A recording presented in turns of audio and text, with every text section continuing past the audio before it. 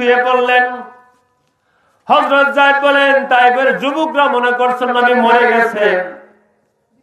ওরা যখন দূরে চলে গেলেন, আমি পাহাড়ের একটা খুঁটির আড়াল থেকে দৌড়ে আসিলাম। দেখতে পেলাম আমার নবীজির আর শরীর দেখা যায় না, নবীজির পুরা শরীরটা পাথরের নিচে চাপা পড়ে আছে। ও সাহাবী, ও আমার অবাক করো, আমার শোনো গো, আমি গভীর রাতে তোমাদের বাড়িতে যখন গেছি, তোমাদের দৃশ্য দেখার পরে আমার কলিজা ঠান্ডা হয়ে গেছে যে আমার সাহাবীরা আমার রেখে যাওয়া ইসলামটাকে তারা আঁকড়ে ধরতে পেরেছে। এই জন্য আল্লাহর শুকর আদায় করলাম, আমার মনের মধ্যে শান্তি আছে। ওই পাহাড়, ওই গর্ত পাথরের তল থেকে যায়েদ নবীকে বের করার পর বললেন, ইয়া রাসূলুল্লাহ, হে ইয়া হাবিবাল্লাহ, হে আপনার এখন কি অবস্থা আমারে বলেন।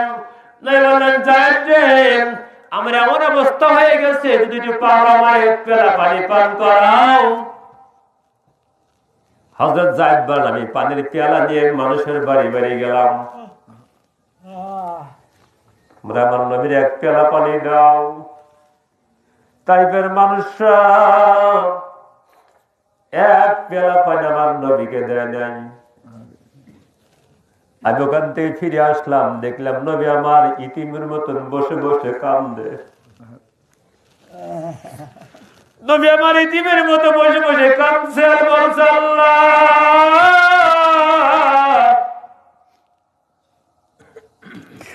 যখন আমি মার পেটে 6 মাস বয়স বাবা নিয়ে গেছ,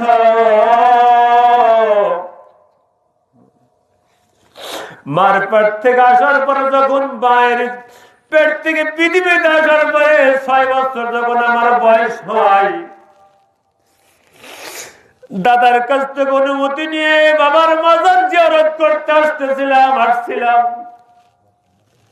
কিন্তু যাওয়ার সময় 6 বছর বয়সে আবু আবুক নাম স্থানে আমার দরজার মা আমাকে ইতিম করে চলে যায়। আমার মা আমার ইতিম বানিয়ে পৃথিবীর বুক ছেড়ে চলে যায়।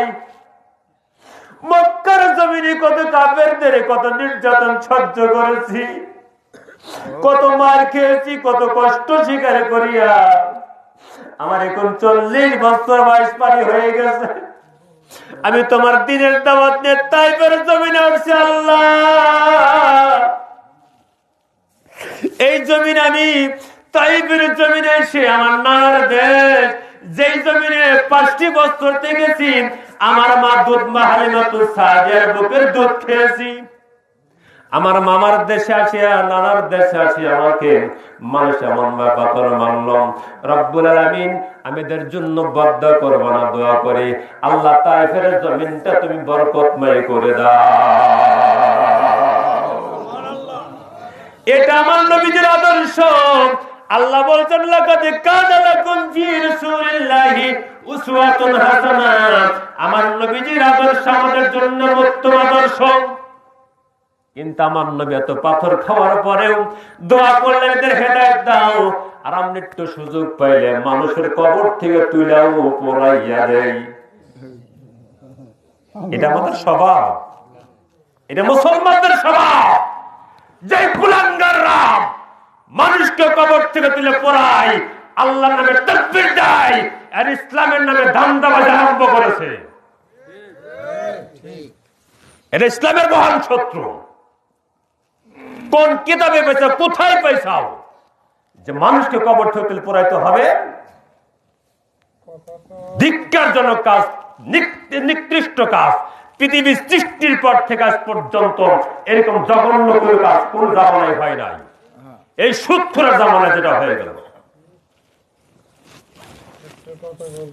হলো না, এই সুদখোরের জামানায় এই কাজটা হয়ে গেল।